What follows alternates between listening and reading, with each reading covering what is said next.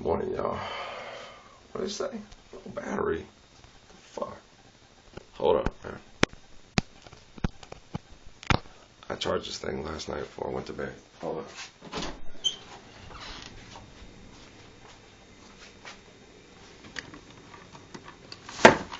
Not having that shit happen again, huh? Morning, y'all. How you feeling? Hopefully, a lot of you, if there's any of you that even know who the fuck I am. I know they know who I am in Las Cruces. I get too many people that know who I am. But if there's any else outside of the Las Cruces, Sierra Vista area, and some people in Phoenix who know who the fuck I be, morning. Hope you're feeling shitty. Well, you should. The world's shitty, and you're helping, so you should feel like shit. Okay. I love you. The best way to stop feeling like shit is stop worshiping shit, and then you'll feel better. Okay. This is my Job face. This is that guy who's laying there in the soot and the sand and crying and stuff because his stepchildren just died because his relatives found a way to, push in rocks and stuff on where they talked them into building their house and then have an avalanche cave in on them and kill all the kids, So then they can go after Job's inheritance too, because they're next in line. They're fucking assholes. Okay, I just want you to know that. Okay, Jesus told them about it, and the thing about the vineyard, Here's what you'll do, God will send his best son, and he'll tell you how to do things and stuff like that, and you guys won't listen. Instead, what you'll do is you'll take his son, and you'll kill him, and you'll try to get his inheritance, and you'll try to take everything that's his. It's the stir of the cow, over and over and over again, okay? Basically, what you're supposed to do, Cain, is you're supposed to, the people from the village that listen to me that I'm ministering to, because they threw us out of the old village, because they're all adulterers and liars and start to worship themselves, and they secularize and they tribalize and they all inbreed. You're getting an opportunity here. These people are listening, and they brought a really pretty daughter that you can breed with. You don't have to have sex with one of your sisters. You can have sex with her. You can branch outside the tribe and broaden your connection to the family. So I want to... Abel, are you listening? Yeah, Dad, yeah. Okay. Cain, you listening? Well, yeah, but okay. Bring the very best, because they're coming. I want you to... It's not an impression like you're making an impression like you're trying to kiss their ass. It's just like, I'll give you my very best if you'll give me your very best. That's what you're trying to get across. Do you understand? This isn't a manipulation. This is an understanding that I don't even hardly know you, but I'll offer you everything. Can I trust you? And always, I do this to all of you, and always the answer is no. You can't trust me. Fuck. Last night, man, I was getting ready to go to bed. I was giving this woman for a reason. I don't know why this is working this way, but I felt silly afterwards because I looked at this and I go, man, today's the 9th, and I didn't have time to watch it. So I ain't got time to watch this, all right? So I leaned over, and I felt really bad after making those videos last night, especially about this woman, because I think she's a really nice person, and I was sad. And it said, everyone has a limit, thriller of the year, Jennifer Lopez, enough.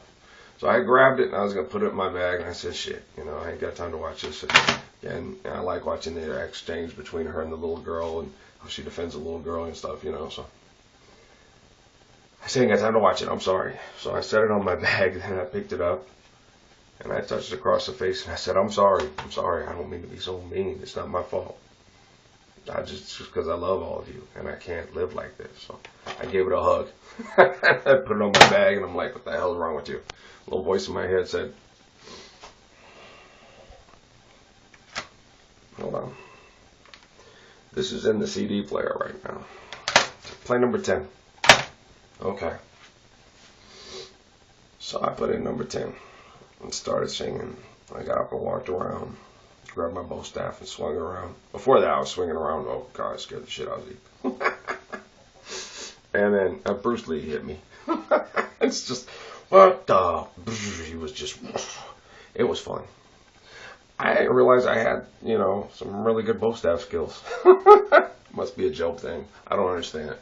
But it's really interesting. I never trained myself. I never had any training. I went and watched movies and watched Bruce with one, and I was like, wow, you can do that, a lot of stuff like him. Well, that's cool. Well, now guys are going to want to say, ooh, well, fight me with bow staff. Why don't you take that bow staff, grab it, stick it in your rectal area, shove it in there, and run backwards into a wall. Alright? That's how much I want to fight you with a fucking bow staff right now. Fight your fucking self. I'm here to save you from your own fighting. Alright? So if you want to fight with a bow staff, go take your biggest enemy and fight him with a bow staff. Shove it in your rectal area, bend over, run backwards into the wall, and push that bow staff all the way up through your spinal column, through the top of your head. And you will successfully beat your worst enemy. Do you understand me? There, we just fought with a bow staff. Congratulations, you fucking won. You killed your enemy.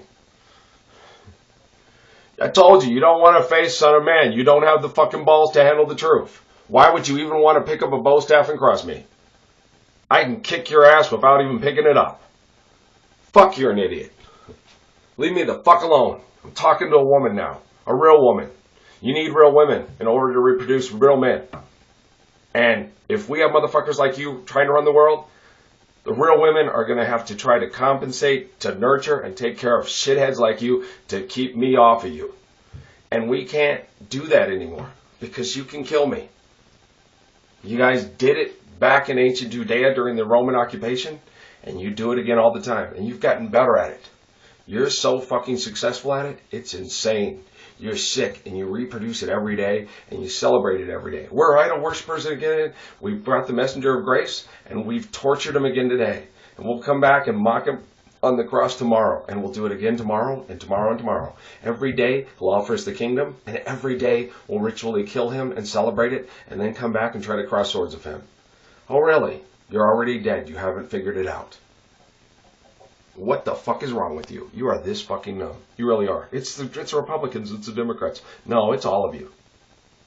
It's every last one of you. I've had time to sit back and analyze and watch you. And I've had time to frick you and stick you. And I've fucked you up because you fucked me over. And you're not doing it because you're even pissed off because I fucked you up because you fucked me over. And you'd rather come over and fuck me over every day. And I'll fuck you up again. You're dead. Tag, you're it. What do you want to do today, Lucifer? Fuck you over? I'll fuck you up again. I'm still alive, bitch. Will you stop talking? You're supposed to die. When I die, I'll die. Gabe will fuck you up. Patrick will fuck you up. Isaac will fuck you up. The Rabinis will fuck you up. The Yateses will fuck you up. When I die, you can come fuck them over, and they'll continue to fuck you up. There's a reason why they remember Haile Selassie, why they remember Saladin's faithful generals, why they remember Saladin. Above all, you little fucking whores that come and raid our villages, that sit there and go and try to fuck Maid Marian, while a real man went off to the Crusades to try to help save you for a kingdom of heaven, of magical real estate for God, from God. Well, this is your magical fucking real estate. Alright? You evil, wicked, fucking landlords. Look what you do. I was trying to explain to her this morning, man. I got in a dream when I was explaining to her. She was the whole thing with law. I believe in law. Law lied to me, man. We went to a club in Seattle the first time I went back. Scottsdale. We went, we danced all night. She shook her up. All the guys were all on her. All the eyes were on her. She was so hot now. She was wearing all the little nice outfits. She had this little outfit. It was leather, with a little leather top. It was white. And a black skirt and little white gloves that went up her arm and some little shoes. And when she wore that, the guys just went wild, man. She looked like a cross between Dorothy Dandridge and Halle Berry. All the eyes in the club were on her, even the white guys, man. She was sitting there and I went to the club and I was dancing. I was so proud. I had probably one of the finest girls in the whole club, and almost all the guys in the club were on her. And then I was like, wow, this is cool. I mean, I'm with the girl that all the guys want. She's faithful to me, and I'm in the service, and I'm a airman, and I'm a badass. And we're walking out of the club, and there's his brother standing outside the club, bigger dude, holding on to his dick, seriously, holding on to his dick. This is what this man did. We're walking out, and he's holding on to his dick going, what are you doing with that dollar boy? And you know what my law said without even missing a beat? Better than being with 10-cent you. And we walked back to the car, we went home, and we made love fantastically. I was so proud of my girl. Dollar boy, 10-cent him. I thought it was because she told me that too. The reason I like you is because of your heart, because you're kind to people. and you protect people, and I trust you, and you'll take care of me. She meant monetarily. I'm a white guy that has potential to make more money. He may be making big bank right now because he's got a nice car and all that, because he's probably selling drugs because he's a black guy. This white guy will go to school, have potential, and make real money. Not phony money, not criminal money. I've got me a good white guy who's intelligent and will make money. And then when I started getting across to her, I'm trying to make money, but if I don't make money, don't be upset with me. If I end up being the white shadow instead of Dean Smith, don't get mad at me. I'm not going to sell out, and I'm not going to be a bitch and suck up to other people that make money off of, And the college basketball scene, I love it, and I love watching the games and stuff like that. It's real hard to get in a dynamic where you can be happy, but it's all about making money. It's really difficult. That's why, Marvin Minshew is a good guy, but he's got to go out there and he's got to market and he's got to promote.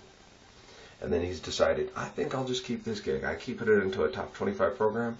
I can make it a good gig. Lou Henson talked to me about this too. Don't try to make your way up the corporate ladder. Just stay here.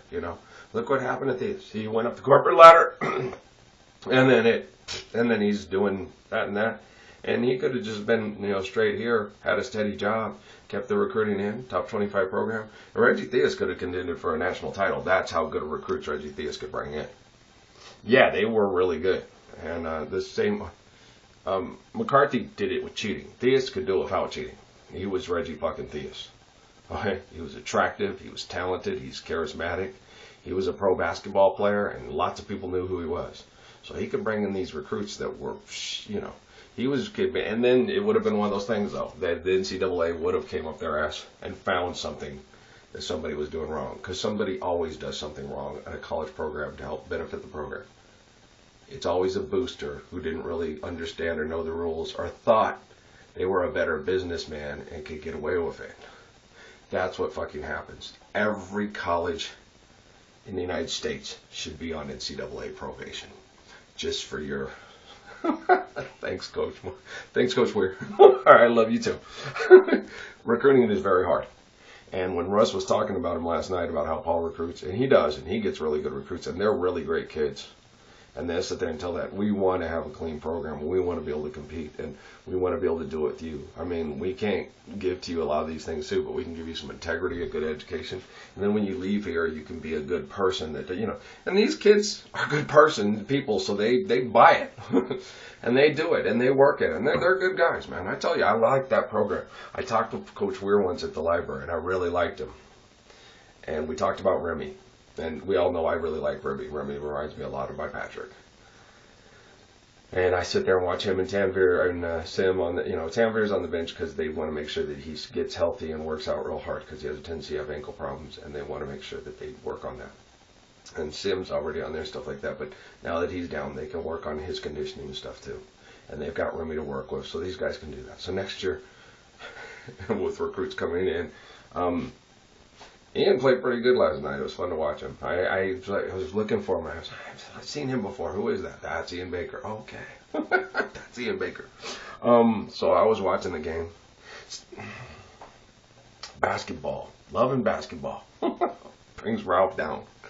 And it brings me down from kick their ass, cut them down. But I have to kick their ass, and we're going to continue to kick their ass because we need them to understand. I just have to do it in a kinder, gentler fashion, is what the spirit of this lady was telling me, But, I'm like, E2, it's you too, man. You sold me out, man. So, Law sold me out for a Geostorm, and guys said, yeah, that we're promising more economically. And I can't promise you economics. I don't want to promise you economics. Economics is the road to hell, okay? It's the road to usury and extortion.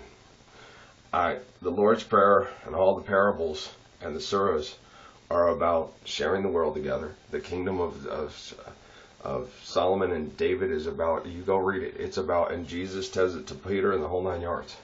You can't justify laissez-faire, free enterprise, capitalism, or socialism off of the Gospels. No, it's not a controlling type of government. It's a communicative, elevated type of community interaction that sees the value of life and everybody as greater than anything that we create. And everything that we create has to serve the value of life and the living. And it has to be something really well thought of and really well thought out. Now, if we've built all these horrible machines to mass murder, exploit, and destroy one another, we can use that technology to go past the technology that we created to be evil and use it for good.